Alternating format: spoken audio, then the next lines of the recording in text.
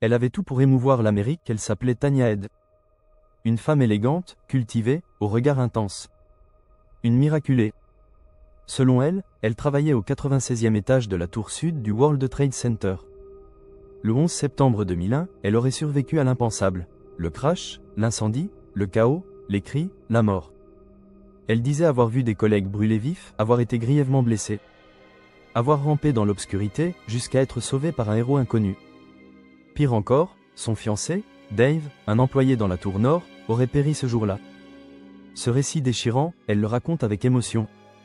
Avec des détails troublants de précision. Rapidement, elle devient la voix des survivants. Elle dirige une association. Elle prend la parole dans des cérémonies officielles. On l'applaudit. On l'admire. On l'aime. Mais derrière cette image parfaite, se cache une toute autre vérité. La reine des survivants en quelques mois, Tanya devient l'incarnation du courage. Elle est élue présidente du groupe des survivants du 11 septembre, The World Trade Center Survivors Network. Elle écrit des discours poignants. Elle prend des photos avec des familles de victimes. Elle rencontre des politiciens. Elle est sur tous les plateaux. Sa douleur, son histoire, semble authentique. Elle évoque la bague de fiançailles retrouvée dans les décombres. Elle raconte comment elle a vu son bras brûler, sa chair ouverte. Certains pleurent. D'autres trouvent la force de parler grâce à elle.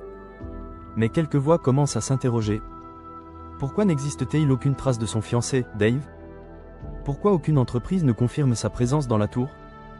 Et surtout, pourquoi n'était-elle pas sur la liste officielle des blessés ce jour-là? Les premières fissures apparaissent. Mais Tanya reste solide. Elle manipule l'émotion comme une pianiste son clavier.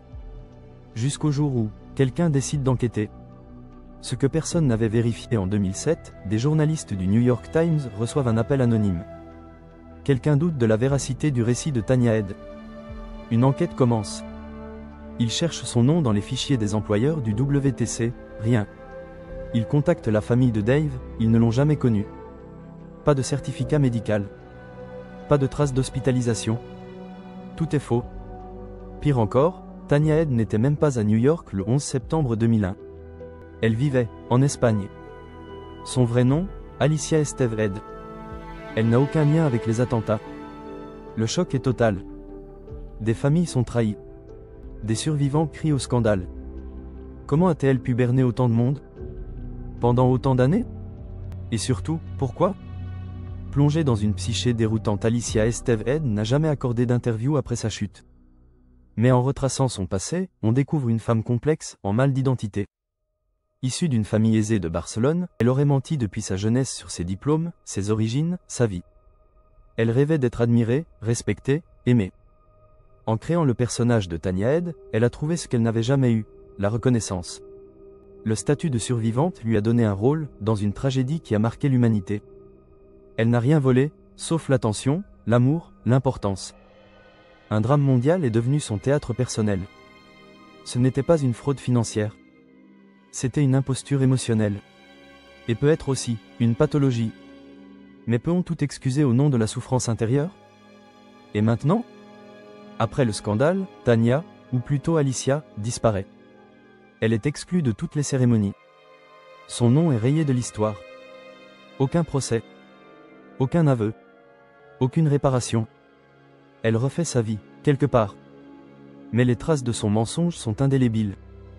Les survivants qu'elle avait aidés, les familles qu'elle avait réconfortées, tous ont été doublement blessés. Car il ne s'agissait pas seulement d'un mensonge personnel. Il s'agissait d'un viol de mémoire collective. Dans le chaos du 11 septembre, chacun cherchait un sens, une lumière, un symbole d'espoir. Et elle s'est glissée dans cet espace fragile, pour devenir une héroïne de fiction. Mais dans les pages de l'histoire, les faux héros finissent toujours par tomber. La survivante de rien, Tanya Head, n'a jamais été dans les tours ce jour-là. Elle n'a jamais rampé dans les décombres. Elle n'a jamais perdu un fiancé dans l'enfer du 11 septembre. Et pourtant, des milliers de personnes ont pleuré avec elle. Ont guéri grâce à elle. Ont vu en elle une sœur de douleur. Comment expliquer ce paradoxe? Une imposture qui a soulagé des vraies blessures, une fraude émotionnelle devenue une icône. Tanya Head n'était pas une survivante. Elle était un symptôme. Le symptôme d'une société traumatisée, en quête de symboles, de récits, d'espoir. Même fabriqué. Aujourd'hui encore, son nom dérange. Il gêne. Il fâche. Il interroge. Car il nous rappelle une vérité que nous préférons ignorer. Les plus grands mensonges ne viennent pas toujours de ceux que l'on soupçonne. Merci d'avoir suivi cette histoire dérangeante, où la manipulation côtoie le chagrin, et où les émotions peuvent masquer les pires trahisons. À très bientôt, dans Zone Mystère. Là où les vérités cachées ne dorment jamais.